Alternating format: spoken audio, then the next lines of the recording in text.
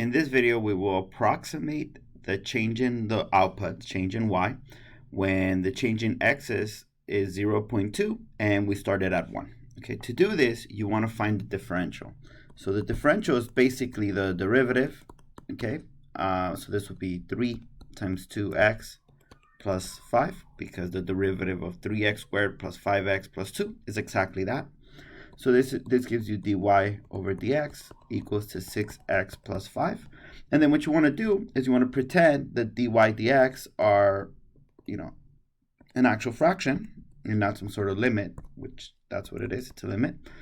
You get dy equals to 6x plus 5 dx. And so this tells you that a very small change of y can be calculated by this equation, 6x plus 5 times a small change in the x. In other words, delta of y is approximately 6x plus 5 multiplied by delta of x. Okay, so this will be the first step, is to take the derivative. The second step is to solve for dy by itself. And the third step is to use that as an approximation for delta.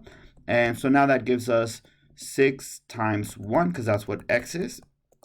Okay, so I'm going to highlight them on both sides, just so you could see that, both on the problem and on the solution. I mean yep. And then the delta of x, which is 0.2, and that will give us 11 times 0.2, which is a number, 2.2. Okay, and so this is 2.2, and that should be this.